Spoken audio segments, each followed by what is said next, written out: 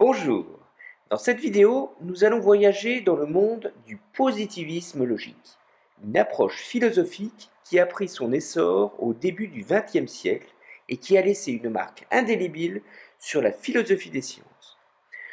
Notre exploration nous mènera au cœur de trois concepts clés, l'empirisme, le positivisme et la logique. Ce sont ces trois piliers fondamentaux qui ont interagi étroitement les uns avec les autres pour façonner non seulement ce concept, mais notre compréhension du monde.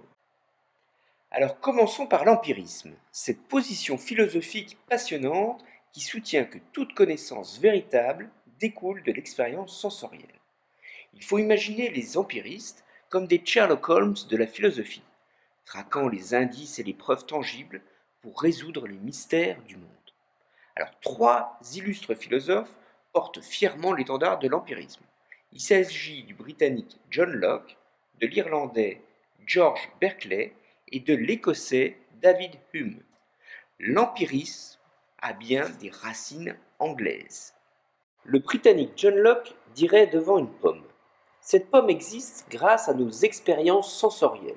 Nous savons qu'elle est rouge, ronde et sucrée parce que nous l'avons vue, touchée et goûtée. Pour moi, la pomme possède une existence réelle et indépendante de nous. Passons maintenant à l'idéaliste de la bande, l'Irlandais Berkeley. Vous l'entendriez probablement dire: si personne ne regarde cette pomme en ce moment, existe-t-elle toujours? Les objets matériels n'existent que lorsqu'ils sont perçus par un esprit conscient. En d'autres termes, les choses matérielles n'ont pas d'existence indépendamment de nous.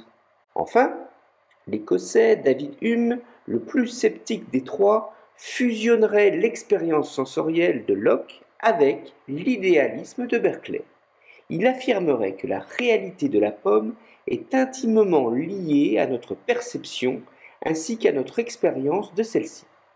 Nos expériences créent des impressions sensorielles directes dans notre cerveau, tandis que nos sens nous permettent de recevoir ces impressions. Le positivisme, lui, va au-delà de l'empirisme en mettant également l'accent sur la méthode scientifique.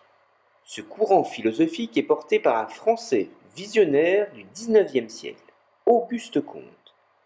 Auguste Comte a apporté une autre dimension à notre quête de la vérité. À l'époque où les esprits tels que Nietzsche et Marx se consacraient intensément à leurs travaux intellectuels, Auguste Comte chemine en solitaire dans les chemins de Luxembourg à Paris. Il a l'air très sérieux, comme s'il dialoguait avec l'avenir. Clotilde de Vaux, sa jeune muse et inspiratrice, entretient avec lui une relation purement platonique.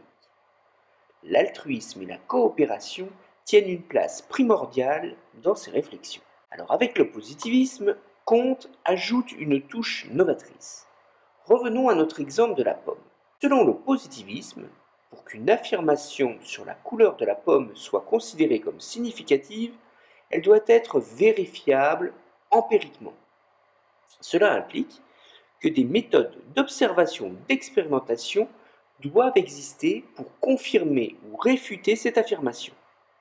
Par exemple, des études scientifiques pourraient analyser la composition de la pomme, de la peau de la pomme et son influence sur sa couleur. Si l'empirisme met l'accent sur l'expérience sensorielle en tant que source de connaissance, le positivisme ajoute à l'empirisme la notion cruciale de vérifiabilité. Auguste Comte, dans son parcours philosophique, met en lumière l'évolution des connaissances depuis la fiction théologique et les modèles abstraits métaphysiques jusqu'à la vérité ultime, basée sur ce qu'il appelle le positivisme, c'est-à-dire les principes de la science moderne. Alors, si nous abordons le sujet du positivisme logique, il est inévitable de parler de la logique elle-même. En évoquant la logique, nous pensons naturellement à deux grands penseurs qui ont marqué l'histoire, Aristote et Descartes, bien que leur approche et conception diffèrent considérablement. Aristote est considéré comme l'un des fondateurs de la logique formelle. Il a développé un système de raisonnement déductif basé sur les syllogismes. C'est une forme d'argumentation où deux prémices mènent à une conclusion.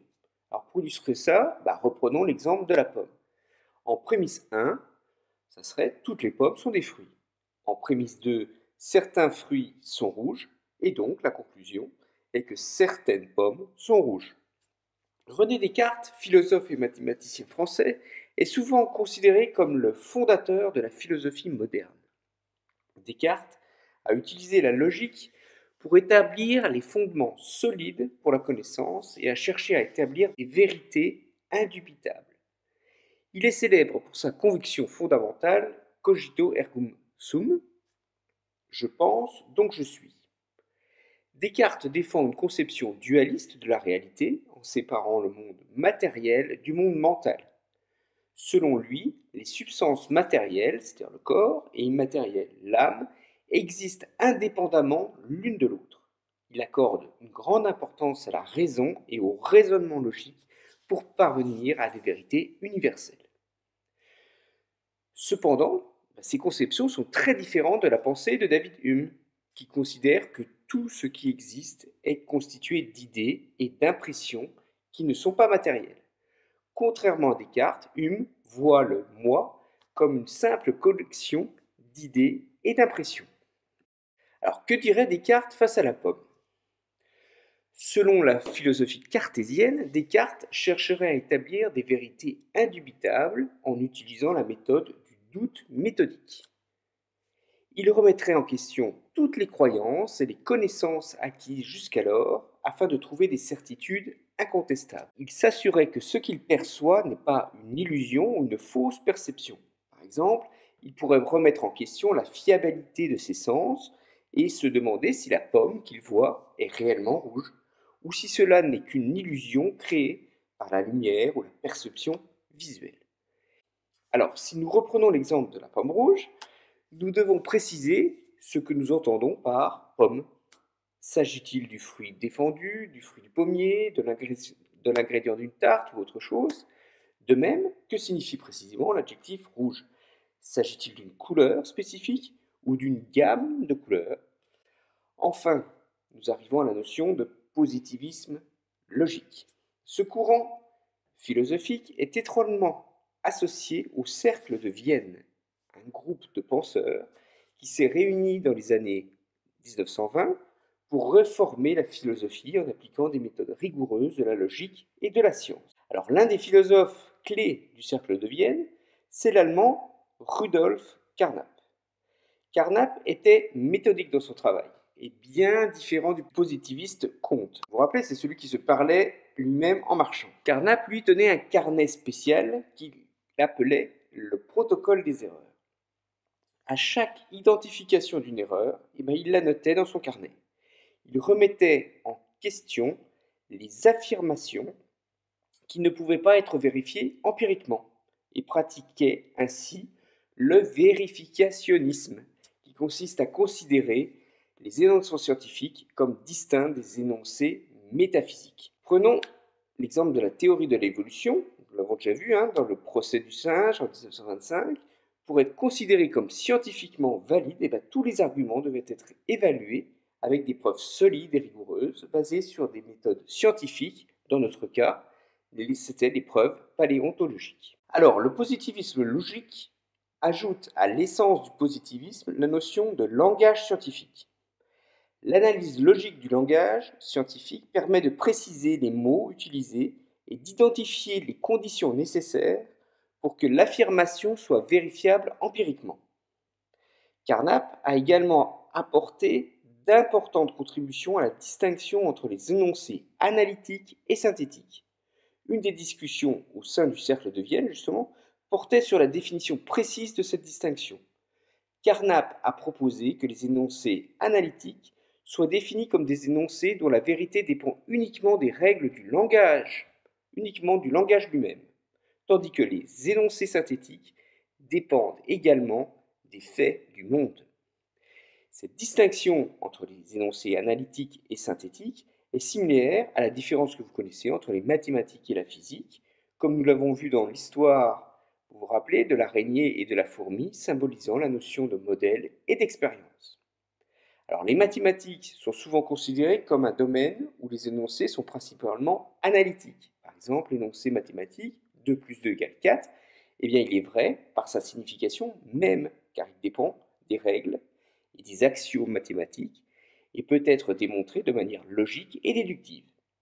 En revanche, en physique, donc une science empirique, traite davantage d'énoncés qui sont synthétiques.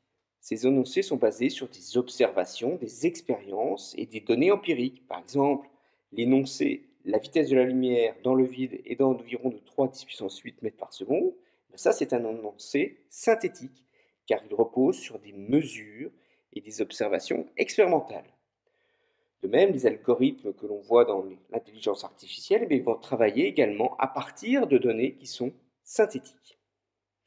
Alors, avec les arguments du positivisme logique, on pourrait très bien écrire sur le tableau que vous voyez ici, ceci n'est pas une pomme rouge. L'énoncé ceci n'est pas une pomme rouge est analytique. L'image de la pomme sur la toile n'est pas la pomme réelle en soi, et cela est évident par la signification des mots utilisés dans la phrase. Le positiviste logique dirait plutôt « ceci est la représentation d'une pomme rouge ». Je fais bien entendu ici référence à la phrase « ceci n'est pas une pipe » de la célèbre peinture de l'artiste belge René Magritte intitulée « La trahison des images » réalisée en 1929. Alors cette connexion entre l'art et la philosophie des sciences est passionnante et enrichit notre compréhension de la vérité analytique basée sur la signification des mots et de la vérité synthétique dépendant de l'expérience empirique. Alors de même, vous pourriez vous demander, par-dessus le marché, s'il n'existe pas une pomme bleue et cubique. Carnap vous expliquerait alors que nous devrions plutôt dire que la pomme bleue cubique existe, mais qu'elle n'est tout simplement pas à la mode actuellement. Voilà, j'espère que vous avez compris ce mouvement de pensée qui fait la différence entre les deux formes de vérité. Et c'est grâce aux travaux du positivisme logique du cercle de Vienne, nous sommes mieux équipés pour comprendre la nature de la connaissance, la méthode scientifique et la distinction entre les domaines scientifiques et métaphysiques. Je vous remercie pour votre attention et si vous avez des questions ou des remarques, n'hésitez pas à les partager. Je vous dis à bientôt.